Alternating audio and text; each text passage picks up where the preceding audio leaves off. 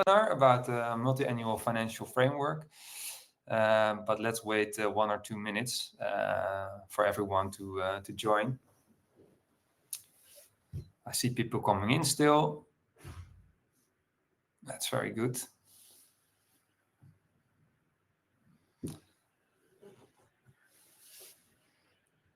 Yeah, so, since we're super excited to start talking about this, I suggest to kick off this webinar.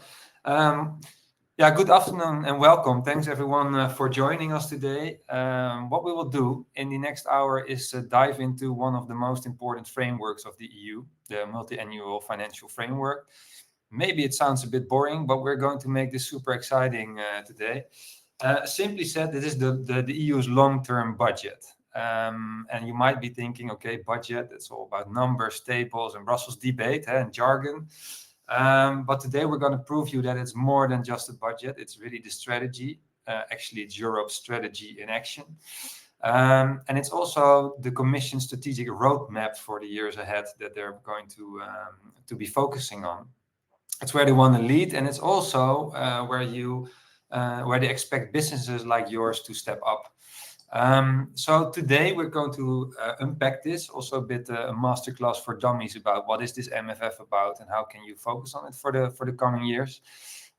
Because as you maybe read in the news or in some publications, it seems like it's about massive injections for funding and projects that get accelerated. Well, we also do some myth busting today here. That's what I can spoil already. But it's also about the conditions for doing business in Europe. Will they tighten or will they shift? And in other words, it's about the opportunities and risks. As you can see, I'm not on my own here. I'm really happy and delighted that Hager Bassyouni joins me.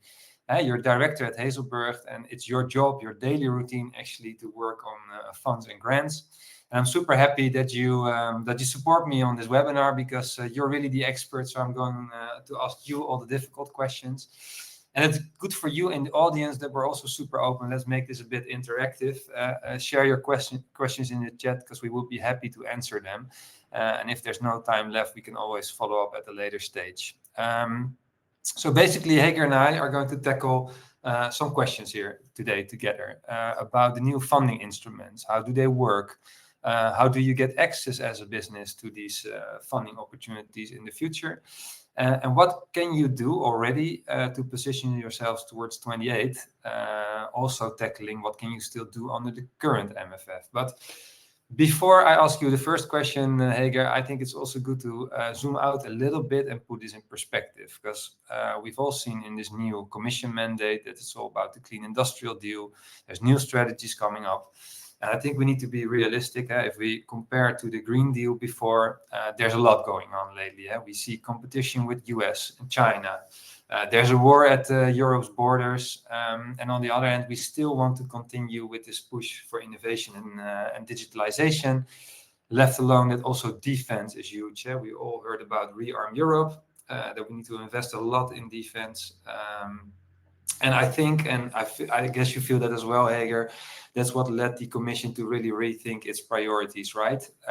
And that led to the announcement of a record-sized budget of the astonishing amount of 2 trillion euros. Well, I see a lot of people maybe in this meeting or in this webinar already with euro signs in their eyes about what they can maybe get in for their company. Well, that's maybe what we can tackle as well. As I started with, it's also about a little bit about myth busting today. But we also see a stronger emphasis, right, on competitiveness, clean energy, biotech, those kind of sectors. And other ones are maybe slightly reducing, like agriculture or the cohesion fund. So, well, this is the moment to bring you to the stage as well, Hager, because I was already talking too long and zooming out a bit. But I think this was important to give a little bit of the context. So first of all, it's been mentioned a lot in all the speeches and the announcement of the Commission, but a 2 trillion proposal, that's like an 80% increase compared to the current one. But is this actually true? And what makes this one different from the ones we've seen before?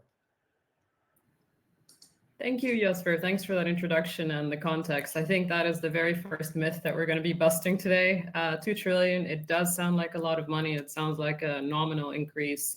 However, this is not accurate. So the 2 trillion is accounting for inflation across the coming 7 years until 2034. But in reality, we are actually talking about a very small increase in terms of gross national income. So the current MFF is set at around 1.13. If you think about it. However, with the new MFF, it's 1.26 gross national income. That's how you can see it as a percentage. However, we're going to bust another myth here because as you can see on this very beautiful screenshot that we have in front of us, there's also a 1.8% repayment to the Next Generation EU. This repayment accounts for approximately 0.11% of the actual MFF budget, which means that instead of having an increase of from going from 1.13% to 1.26%, it's actually going up by only 0.02%. So the current, or rather the proposal for the next MFF is not that much bigger than the current MFF at all. It's just in relative terms versus absolute terms, it appears to be a lot larger. And then we're going to have to break it down a bit more as well, because what does it mean? I love how every time a new MFF shows up, they're like, we have simplified it. We have really simplified it. The reality is it's not more simplified, to be very upfront with you. They have reduced the number of programs. They have reduced the number of headings, and they have a bit more of a focus on different priorities.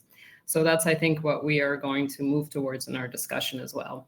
I think maybe just to explain a bit more about the repayment, because this is something that is also a bit of a political move in the proposal too. So the repayment has to happen because when this came about, the Next Generation EU, to account for the emergency preparedness, for all the different things that happened the last few years, it led to an almost, it's a 750 billion that needs to be repaid. But this repayment is only on the interest, which accounts to approximately 24 to 25 billion per year that has to be repaid starting in 2028. So it's also quite a small amount relative to the whole budget in that sense.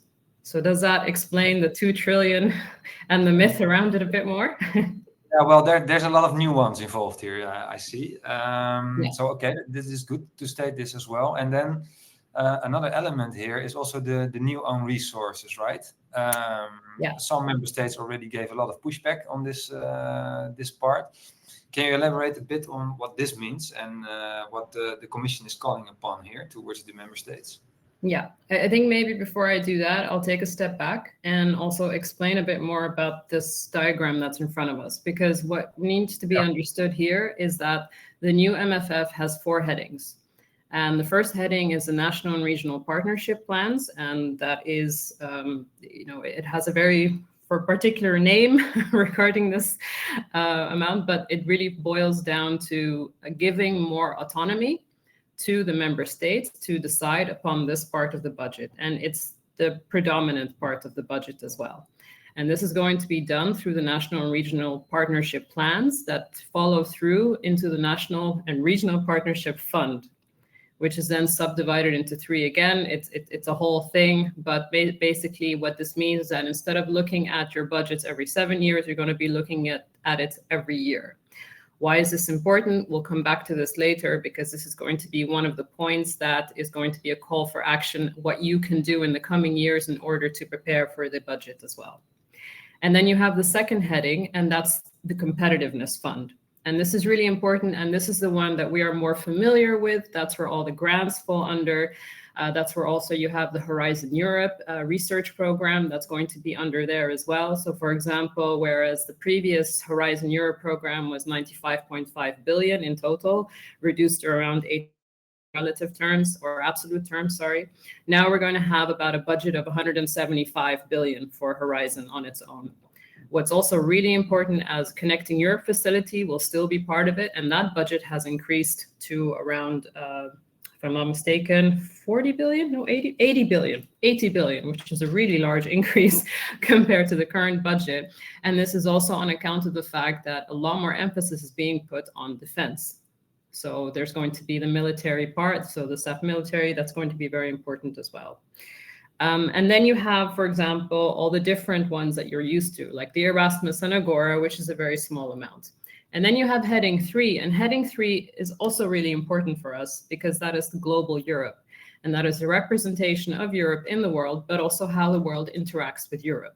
This is also a really important part for soft politics, because as we know, there is currently a little bit of a vacuum when it comes to soft politics and how to engage with third countries on account of the, well, certain decisions that were made at the beginning of this year by the US. So this means that this role has to be fulfilled by Europe, or otherwise different third countries are going to be taking over that role. And we don't know how that's going to play out for the rest of Europe in reality.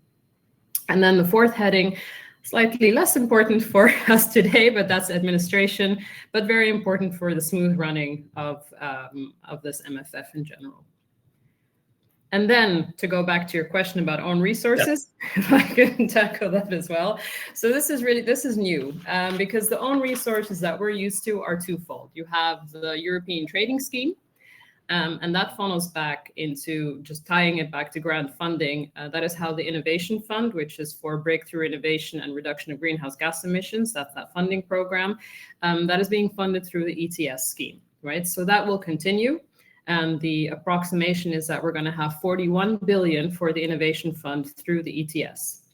That's ETS 1. And then we have the Carbon Border Adjustment Mechanism, which is currently in sort of half implemented, half not implemented. But the idea there is that hopefully this will result in 1.4 billion per year additional resources. So those are fine. Most member states do not really have an issue with those because they're used to it. But then you have additional new own resources that are being brought out. For example, non-collected e-waste. That's something new. We want to tackle electronic waste across Europe, and which means that more taxation is going to be put on electronics as well. So that may trickle down to the citizens, and that's why some people have an issue with it. But again, we're not sure how it's going to look. And then you have the tobacco excise duty, own resources, TEDOR, as they nicely called it. And there the expectation is an additional 11 point something billion per year, again, for the budget. And then you have the other one, which is also an issue for the corporates, is that you have the corporate resource for Europe, CORE. And that is basically, you're going to be levying corporates who have a turnover of more than 100 million to basically levy, and that should result in a very small amount, almost, well, relative to the budget, 6.8 billion a year as well. Now, this one is going to be a bit of an issue because we don't know if there's going to be pushback from industry or corporates on this, or, for example, that you're going to have to deal with gaming like threshold gaming, right? Where some corporates are just going to be putting their turnover under different legal entities in order to avoid paying the levy. So we don't know. So yeah, there's definitely pushback from member states regarding this. What I do think, and correct me if I'm wrong here, if you think otherwise, it's a bargaining chip, the own resources. I think, at the end of the day, this is a proposal for the next MFF. It has to be unanimously approved by 27 member states. So that means that you have to have a built-in bargaining chip under the different headings in order for it to pass. So I think this is definitely one of them. Yeah. Well, thanks, Hager. Yeah, I think that's a really good and accurate description of what we see here on the slide, right? I hear a lot of numbers. I hear a lot of abbreviations, of which the Commission is good at. And this also will be a long, I would say, debate, because Commission, member states, apparently is going to take place for 1.5 years of negotiating. I think a lot of companies here present in this webinar today, they just question themselves, okay, I hear a lot of programs that I'm familiar with. They seem to recluster them in a certain way. As a company, can I still apply for the same kind of funds, or will this be also a kind of different approach? What do we already know about this? So the same programs that you are used to as a company will still be there, whether it's for research and innovation under Horizon, or whether it's for energy or transport or infrastructure under Connecting Europe facility, or for the Innovation Fund. However, there's a big caveat in that there will be more results-based financing, and the competition will be quite a lot higher. and the indicators that you are used to before, such as breakthrough innovation and eventually reaching FID, will suddenly become a lot more important for the actual release of the funds. That is the idea right now under this proposal. Whether it will be accepted in that form or not, that remains to be seen. The other issue with this, having results-based financing means also having to amend the current regulation. So for all of these funding programs, they rely on regulation, the Innovation Fund regulation, and also, for example, the Connecting Europe Facility regulation, all the different ones. So these will need to be amended in order to allow for that shift. So I see. Maybe in between question, because we see a lot of familiar names here with Horizon, Innovation Fund, etc. But they now seem all to fall under this competitiveness fund umbrella. Would you then argue that different indicators or criteria would apply here, or do you still feel like these programs will still be under the same conditions as we were used to? Do you see there a shift as well? I see a shift for sure. Yeah. And also bear in mind, it's going to be a lot more competitive. That's going to be important as well. And it's going to be more Europe-based. You have to prove added value to Europe even more so than before. And you're going to have to prove how it's competitive versus non-EU as well, which is going to add a different element to it. Yeah. I get it. Okay, so I can imagine this is also a question to the audience. If you're listening to this webinar, you might have questions what this could mean for your own company. What is a smart way to approach it? Feel free to share it in the chat. What other observations do you have, Hager, with your experience previously? Because we're still in the MFF, the current MFF, right? There are also still opportunities, but companies also need to prepare for the period ahead. So basically, maybe we can also discuss what can you do currently to position yourself? Do you still need to look at the current opportunities, or would you suggest to already start positioning yourselves towards this new MFF? Both. I would do both. That's I mean, we have until 2027. You have 2 more years, and quite a lot of programs are still running. The most, the biggest one that is coming up from beginning of December is the Innovation Fund for breakthrough innovation and greenhouse gas emission reduction. That is still very important, and I would definitely make use of it now before it becomes even more competitive and before it becomes more stratified, which is already the case. I mean, when the Innovation Fund started 5 years ago, it looked very different to how it looks now, because it shifts with the shifting policy priorities. And in this case, we're looking at an increase in the budget. Hopefully it will be around the 4 billion mark. So there's definitely quite a lot of opportunities there. We're looking at the next year, more Connecting Europe facilities. There are still quite a lot of calls under Horizon Europe for research and innovation as well. So do not miss out on the current budget and the current opportunities, because any budget that is not used will eventually flow into the new MFF. So you might as well make use of it now. It's definitely worthwhile. As for positioning yourself for the upcoming MFF, there are multiple things that you can do depending on the type of industry you're in, or for example, if you're a municipality or a region, this is definitely a key moment, because under heading 1, the national and regional partnership plans are going to be very important, because under this you have the Interreg program, so the inter-regional program across Europe. You also have the cohesion fund. You have the common agricultural policy that falls under it as well. So a lot of the programs that were previously fragmented will now fall under this heading, which means that as a municipality, as a region, as an SME in a particular country, as a corporate in a particular company, you suddenly have a lot more, you have a direct link to your member state in order to also try and sway how these national regional partnership plans will actually look. And maybe just to, I don't want to go into too much detail, but just for you to be aware that there are sub-budgets, right? So the national regional partnership plans are divided into 2. You have home affairs, and then you have a general envelope. And this is also where you can play a part depending on the type of stakeholder that you are. Okay, that is super clear. We all know that this is always a compromise, and not everything is still cast in stone. But what do you feel are because a couple of things will be reduced, some budgets go up. What do you feel are more like the winners or losers, or if you could qualify it like this? So what in the future will potentially be more rewarding, or what will move away a bit? Yeah. Given this position. Yeah. It's an interesting one because again, I have to bust some myth here as well. Depending, I mean, I've seen quite a lot of the feedback that has been provided by different stakeholders, right? Whether it's the cities and regions, whether it's the corporates, whether it's the small businesses, and everyone has an idea about how the budget is going to either positively impact them or negatively impact them. But the reality is that there is quite a lot of inbuilt flexibility in the current proposal that allows you also to navigate between the different headings in order to benefit from it. So don't forget that. I think it's really going to be more about timing and access and timing and understanding how the priorities are going to be shifting. The only issue there, and I'm almost speaking against myself here, is that the thing you need to be aware of is not to miss the boat, but you also don't know when the boat is going to be coming. So that kind of makes it a bit difficult as well.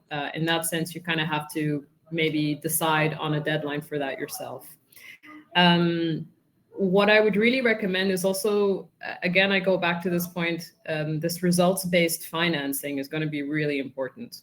And for you as a company or for you as a region, you can also look at, okay, how can I set KPIs for different targets or projects or goals that I have in mind for my field of interest or my field of target that I can have that can be the most auditable it can be, because that's going to be very important. The more you're ready for that, the better. And I think just maybe shifting the conversation a bit, what's really important is to also understand that there's going to be quite a lot of administrative burden on everyone at the beginning, because you have to deal with the administration from the outgoing MFF and the administration required for the incoming MFF. And that's going to be quite burdensome. Okay, that's good to know. So for some companies, you might suggest to fully focus then still on the current MFF to get out what you want, but also in the meantime prepare for what's coming next, right? Yeah, I assume. Yeah. Okay, that's a good point. Just to know, because you're working with a lot of companies, you support them. How do they look at this, the publishment of the first initial plans? Is it something they brace themselves for, or look at it with a more opportunistic take, I would say? I think it's double-fold. I think there's a lot of confusion about what it means and where they fit in the new MFF. But there's also quite a lot of hope in the sense that it is an absolute increase in the number. But how it's going to be broken down, that remains the question.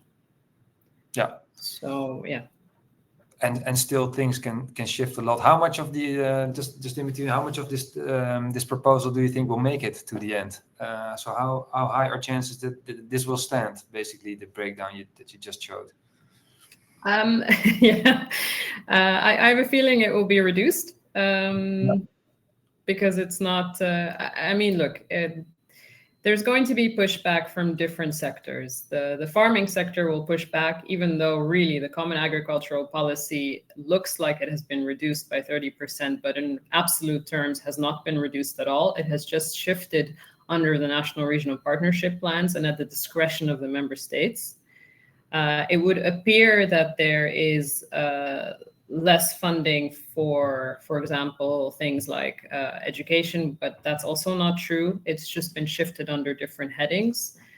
I think the biggest issue is going to be how to completely understand what the second heading is, which is the European Competitiveness Fund, and how to tackle everything under the new instrument. That's going to be confusing because, for example, you want to create synergies between the different funding mechanisms, Horizon Europe, Innovation Fund, Connecting Europe facility, but they all have different regulations. And then you have to factor in what this means at a national level, for example, when you have additional co-funding from national funding opportunities, for example. So that there is still quite a lot of open questions regarding this. So yeah. I think, yeah. But it also means that this webinar is very timely, right? Because there's still some things we can work on. That's also more our expertise here at Publyon. So I think we also need to, can we maybe zoom in a little bit on what parts maybe can be still influenced, right? Because you just mentioned the part of the national, of the member states. Is this an angle you could explore? Because they have a large say as well in these negotiations. Because I can imagine there are also some companies here that feel like, hey, I'm maybe not fully with my sector reflected in what I see here currently or what I read. Do you see opportunities here to steer this in a certain direction still, this discussion, maybe through member state level? Yes. Yeah, absolutely. This is when you have the best opportunity as a national or regional stakeholder to get in touch with your member state and to express, or rather to try and shift the agenda or to try and understand the agenda setting behind the national and regional partnership plans and what this actually means. And also understand that this is going to be done on an annual basis, which makes it very difficult because then the implementation has to happen on an annual basis as well. So it's going to be competitive. And what I mean when I say it's going to be results-based is that it also has to show quick results, because that's what the Commission actually wants. Okay, good point. I already see a lot of questions from the audience coming in, so I think it would be also good to move in that direction. But maybe before we go there, Hager, my take and your summary is as well that a lot has been clustered in a different way. Okay, we go back to less programs, but there are also some new instruments being introduced. And can you mention maybe one or two elements you think are promising or are really interesting for businesses to focus on as well? Yeah, I mean, there's definitely a lot more focus on, for example, a different way of looking at innovation, looking at clean transition, trying to improve energy security and energy supply, especially given the geopolitical climate that we're in right now. There's a different focus on how we tackle health and the bioeconomy. Of course, digital leadership has a different meaning now as well, given the rise of AI and what this actually means for all of us. Defense and space is also different under the Competitiveness Fund, because it also takes into account things that were normally under a different instrument, such as critical raw materials, dual-use infrastructure, for example, and also energy systems. So the way that we looked at the different sectors that we worked on, we're going to have to readjust our framing of them under the new instrument. But they're all there.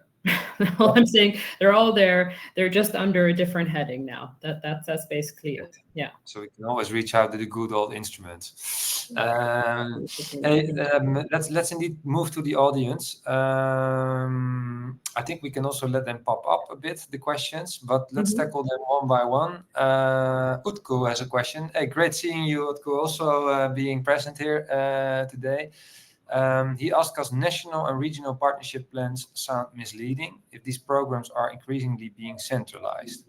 How do you reflect on this, and how much authority is left for regions? This is a regional question here. I mean, it's in the name. The idea is that it is more. This is one of the issues, and this is one of the criticisms that were highlighted when it came to the initial proposal, that, okay, you're actually taking away authority, but what you're trying to do, or rather that is the aim of the national and regional partnership plans, that you're trying to create more synergy between the regions and the national authority as well, which doesn't always work. I understand that, and I'm not unaware of it, but that is the plan, that you have a more wider discussion at a national level, at a regional level, and then hopefully that there's going to be synergy between the two. I don't have a better answer for you in that regard, unfortunately. I agree to an extent, yeah. Yeah, but it's good then to be on top of it, right? And keep following these discussions and be involved. Yeah. Okay. Thanks, Utku, for your question. Then let's move to the next one from Wouter. How does result-based finance take into account non-guaranteed results of innovation and research activities? And will it be harder to apply for subsidies under the new regime? From everything that I've read, it will be a lot more competitive to apply for funding. Because you are suddenly tied to KPI, to the KPIs that you can prove as well. However, there's different ways of understanding results under the different definitions, right? So it's not just about, how do I say that? It's not just about showing a release to market, for example, but it's also, I think they're going to be looking at the different technological readiness levels and seeing what viable results can be placed under each TRL as a sort of a uniform mechanism, because otherwise it's not going to be possible to compare projects for funding. So that's still also being discussed as well. Yeah, no, that makes sense. I hope, Wouter, this answers your question. If it doesn't answer your question, please come back. Yeah, exactly. Just start posting in the chat, because we try to formulate. We also need to do what we know currently, and it's otherwise. Also, I'm trying to give bite-sized answers to things that are really complex and embedded in regulation and embedded under the different instruments, which have not yet been completely defined. No, that's true, exactly. All right, let's move on, because there are a couple more. And thanks, by the way. Start posting them. What are the implications? It's Andrea. What are the implications of the new MFF structure for the European Social Plus Fund, in your view?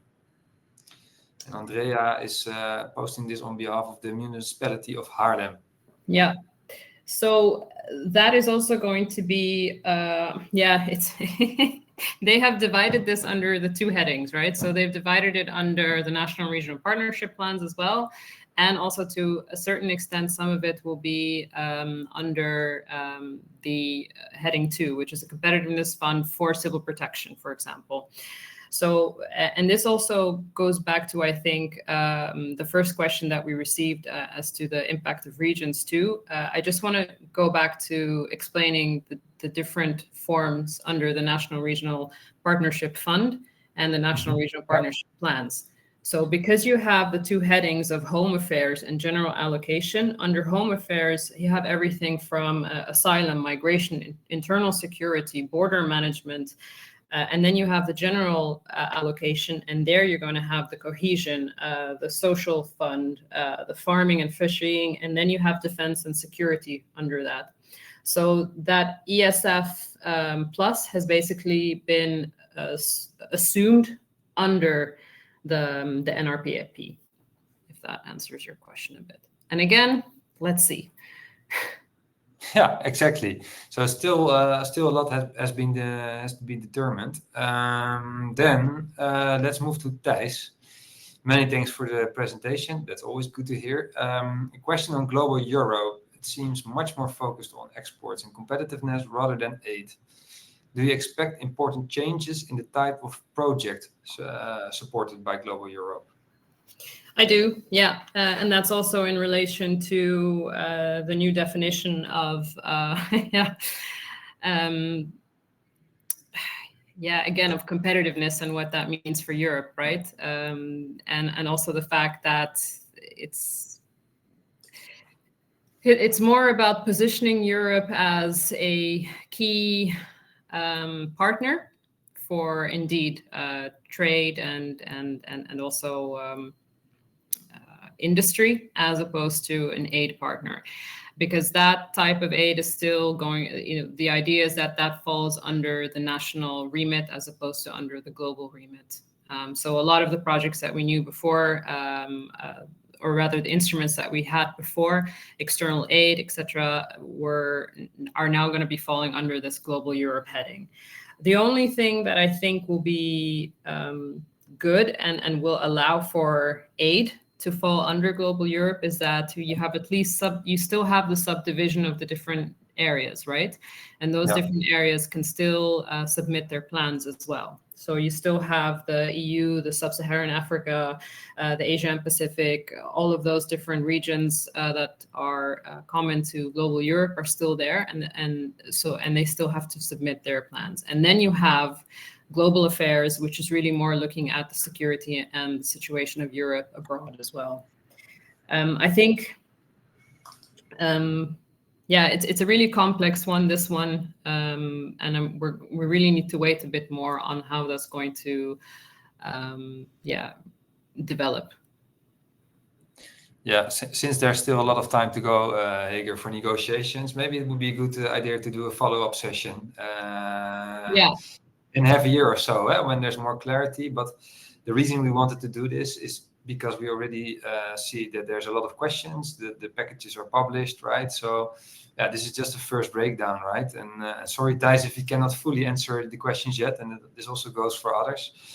But we found timing-wise, this is also the moment that you can still influence potentially the course of how the negotiations will go, right? So that's also one of the reasons. Yeah. Then indeed, there are a couple more. Let's move to Alfonso. Thank you for the presentation and for taking the time to discuss and clarify such an important topic. I would like to ask whether you see real possibilities for investment in nuclear fission, particularly in small modular reactors and advanced reactors within the new MFF framework. If so, under which headings or sections? Okay, this is a good question, because this opens up to new strategic investments and development. So what's your take here, Hager? I hope so. I mean, this is personally me as Hager speaking right now. I really have an interest in this area. So I would like to see it better represented by the EU as well under the funding structure, because it really does represent a key move forward for safe and clean tech. And that would definitely fall under heading 2. So the European Competitiveness Fund, where you will really be looking at clean and smart tech, but also potentially, if possible, you can try, I mean, especially when it comes to small modular SMR, potentially some national and regional partnership plans would allow for it, because they also have to provide clean tech, right? And new sources of secure energy in their plans. So that is definitely a potential there as well. But I would look more at heading to the competitiveness fund, especially looking at what is happening globally. And if we want to remain competitive in this regard, we really cannot drop the ball on nuclear research, for sure. Yeah. Okay. Yeah. So let's keep following this as well, and maybe there's some in the negotiations, some room to bring this in again, Alfonso, this topic. Okay. Let's move on. Jeroen, familiar participant at Plantinga from the Amsterdam Economic Board. Hello, Hager. You mentioned the upcoming IFCO. Could you indicate the main changes compared to the previous round or rounds? Well, I think Jeroen should know as well, but let's ask this question, Hager. Yeah, no, there are some changes compared to the previous call. I mean, we don't know much yet because they've kept it under wraps. I'm going to have to cheat a bit in that regard. We do know that there is, that the auction will still happen under the Innovation Fund as well. You still have, compared to last year, you had for small scale, medium scale, and large scale, pilot and clean tech manufacturing. So those 5 calls will still be there. And then you have the hydrogen auction again. And then there's going to be a separate call on heating, if I'm not mistaken. So that's definitely there too.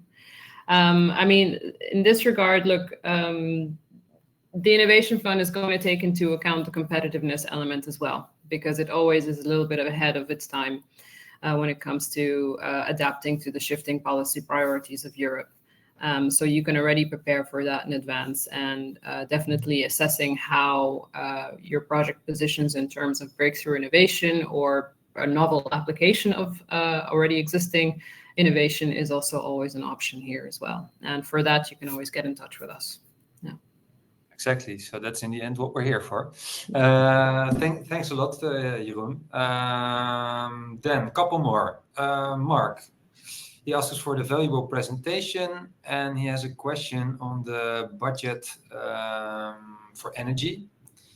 It seems to be spread on CEF and CF. How do they link up? Sorry, could you show the question again? Yeah, there it is. The system was a bit slow. So the question on the budget for energy, it seems to be spread on CEF and CF. How do they link up? I'm guessing, okay, Connecting Europe Facility and CF, do you mean the Competitiveness Fund? No, so you can look at the Competitiveness Fund as the overarching umbrella. Yeah. And then under that heading, then you have the different priorities or the different policy windows, as it were. And one of them is the Connecting Europe Facility. How the way that you should see it is not so much that they link up, but you're going to have to prove a competitiveness element in your application, or you're going to have to show synergy when it comes to, for example, clean tech or dual use, or one of the, it really depends under which heading of the CEF you're also going to be applying for, because you have energy, you have transport, and then under transport you have alternative fuels infrastructure facility as well. You have CEF digital. It really depends. So if you want to, ask another question with a little bit more detail, I can give you a more tailored answer for sure. Yeah, but I think this is a nice question, Hager, because it also is a good introduction to your work. Basically, you do at Hazelburg or FirstBlue, really assessing together with the company where does the profile fit, right? What would be the best route to explore? So in that sense, Mark, it's a good question, because I think it's always about making an assessment together. Which boxes do you need to tick, and in which heading, in this case, maybe you might fall, right? And that's also something to explore, I argue, for the period ahead. We can still, of course, support with the current MFF to see in which category or heading you fit. But good question, and I think that depends a bit on the company or the sector or industry, right? Then Cedric, next question. The latest European funding schemes related to artificial intelligence for the acquisition of new supercomputers. Super nice. We're shifting from energy and new resources to AI now, which are essential for the development of AI in Europe and mainly managed on the authority of Euro HPC. We're primarily focused on state-owned entities and offer, well, it's a very descriptive one, and offer very little support for private companies. Does this new program provide funding opportunities for private enterprises? There's a lot of content here, but I think I'll focus on the last bit of that question. Look, in principle, yes, the new program will provide funding opportunities for private enterprise. However, private enterprise will also be held to the same standards and rules, which is results-based, right? So we go back to that. Yeah. In this specific question related to AI and supercomputers, I understand that there's an additional regulatory framework that has to be adhered to as well, which is why private companies were not looked at versus state-owned entities in order to adhere to security, safety mechanisms, and the rule of law regarding data protection. So I can see that, why this is the reason. How it's going to, whether state-owned entities will be able to stay competitive on their own, that's the question we should be asking. And that's where I think private companies will likely have to be included in order to enable the competitiveness of research and innovation and eventually bring it to market, the realization of supercomputers. Yeah, great, thanks. Then I was checking a bit our participants, and we have quite a nice mix today of people. There's people from municipalities, regions, but also industry. So maybe Hager, because since there are not that many questions in the chat, maybe focus a little bit on circular economy and transport. So first of all, maybe circular economy, a big topic, right? And a priority for the Commission in this new mandate. How would you see the MFF supports this transition towards a circular economy? And how do you think circular companies get supported by this new MFF, basically?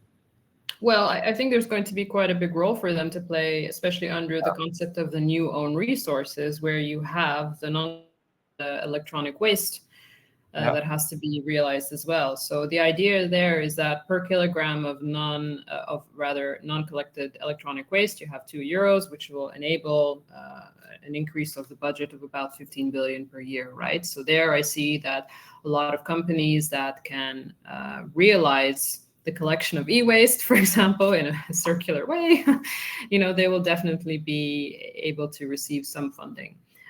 So I can also see, for example, one way that member states will try and hack the new own resources dilemma is by adding some elements under their national and regional partnership plans to allow for circular economy when it comes to the collection of e-waste, when it comes to the plastics as well, and when it comes to getting more funding from the corporates as well. So I definitely see a role there. I just want to go back to the question about the Innovation Fund, because I just had a look just to inform as well that there's another pilot auction that will take place in December, or rather that it will likely open at the same time as the calls, and that's for industrial process heat decarbonization. And that one is definitely interesting as well for large companies as well as regions and municipalities as well. Okay, thanks for the additional clarification. Yeah, no, very good. Then maybe because we also have some boards attending, what can they, because they play a crucial role in this whole transition, what can they expect from the EU in the new MFF? Can you shed some light on this? Yeah, of course. So under the first heading, again, because the thing is, the heading is it's a wonderfully broad name. It's the economic, social, territorial, cohesion, agricultural, rural, maritime prosperity, and security. So that is the full heading. So we can really expect there's, it is a mouthful. It really doesn't roll off the tongue very easily. So you can expect definitely a lot more support for the maritime security and also for the realization of decarbonization pathways for ports as well. So there's definitely going to be more funding there. But again, this requires the ports to have that open discussion with the member states in order for it to be included in the NRPP, for sure. Great.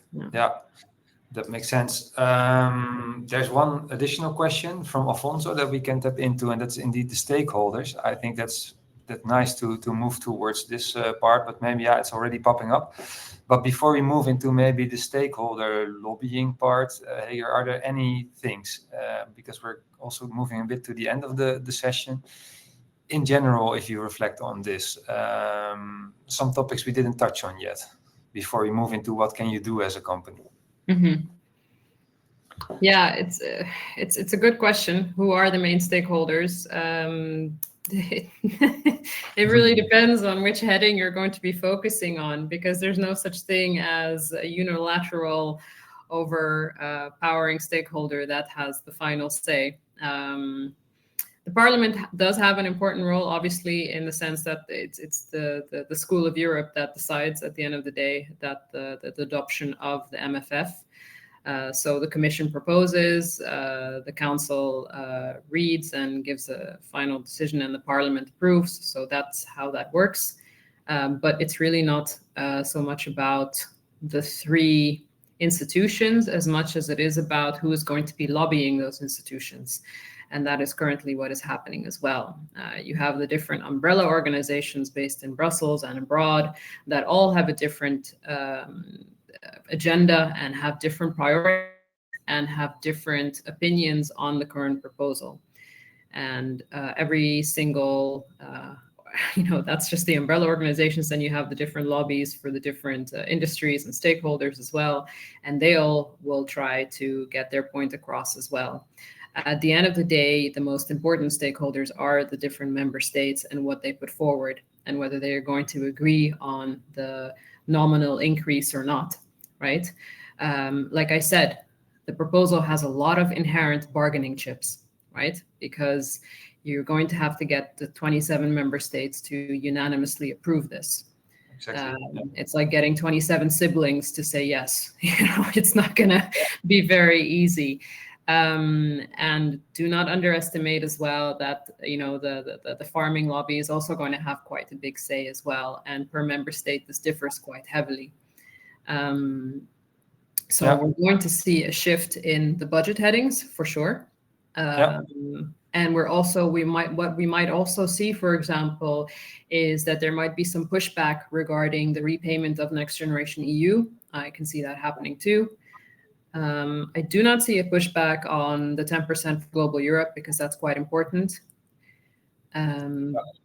But I see, for example, I mean, there's also a misunderstanding regarding the Common Agricultural Policy, right? Because you see a decrease from the current MFF, which is 387 billion, to the current proposal, which is 300 billion. But that's not in absolute terms; that's nominal terms.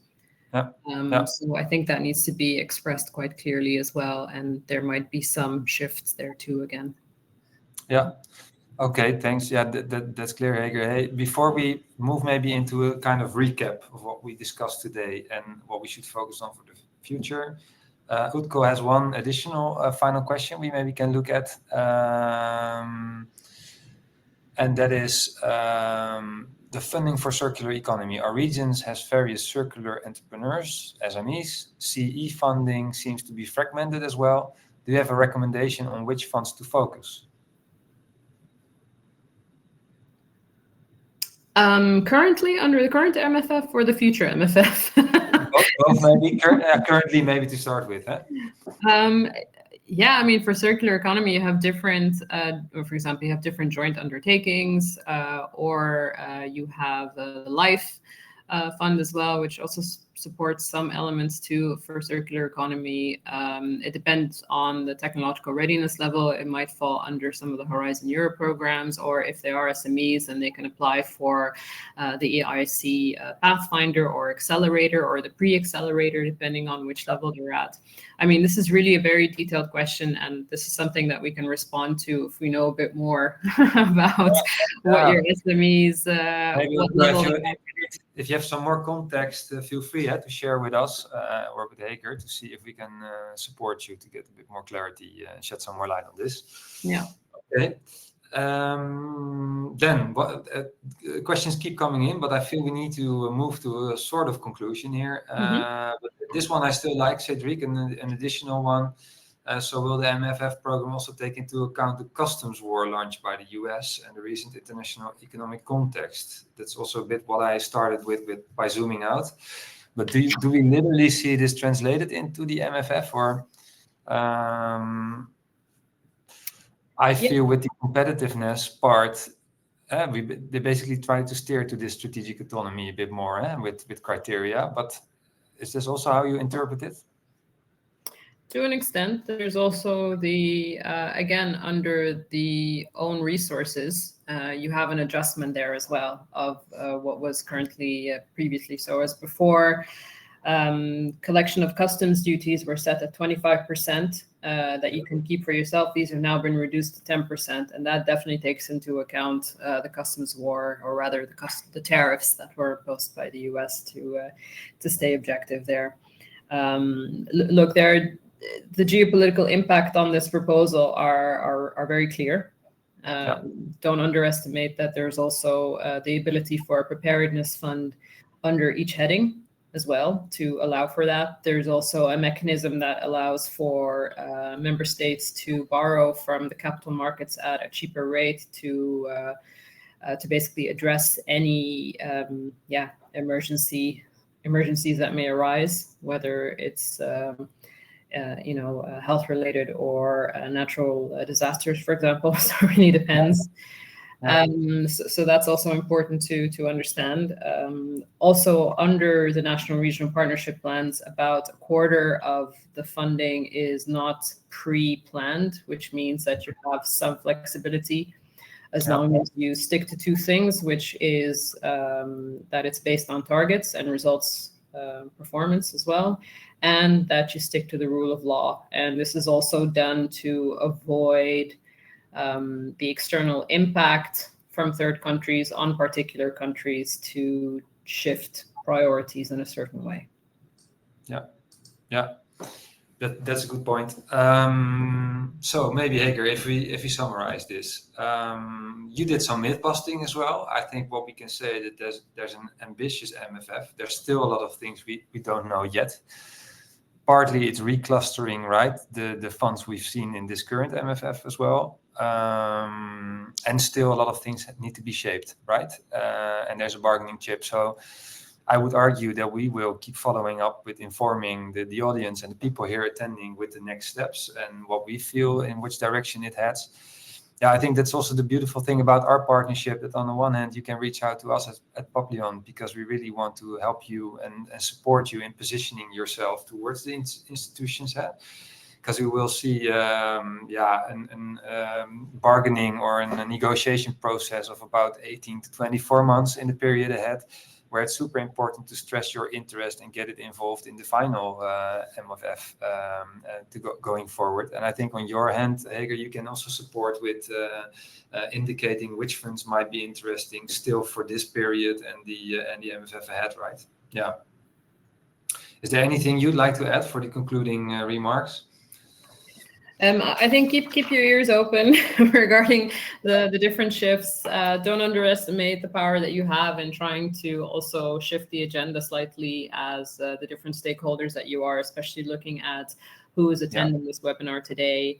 Everyone has different priorities, which I understand, but those priorities can be definitely funneled under the national and regional partnership plans to an extent. And also as, do make use of the current MFF and the current programs that are still there, especially the Innovation Fund, the upcoming Connecting Europe Facility for Innovation, especially if you're an SME, have a look at the EIC Accelerator and Pathfinder as well. Those are still options. Because one thing that maybe we didn't highlight enough as well is we're still not really sure, for example, the extent to which grants will remain grants, or they're going to be looking more at co-financing and leveraging funds as well, and that you have to put in more of your own finances, especially for those big ticket items like clean tech manufacturing, like the competitiveness element under the different headings as well. So be wary of that going forward, and be ready to compete. Exactly. Wow, that's a great piece of advice at the end. So I think it's super important if you feel you don't want to just engage, but really help shaping or forming this legislation. Yeah, feel free to reach out, and we're also happy to look into more technical questions or your end for your specific business or industry. I think that's about concluding the session, Hager. I feel because given the questions, and because there's still some uncertainties about how it's evolving, I think it would be super great to follow up with another webinar or session later on, because then we can give more clarity of the direction and where we're heading, right? Absolutely. Yeah.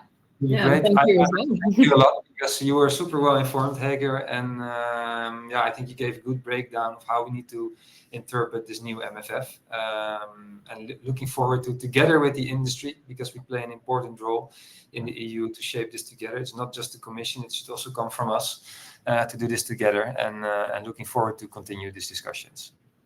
Absolutely. Thank you. And thank you to all our participants as well. And thanks everyone for your time. Yeah, and feel free to reach out whenever you have additional questions. Thanks.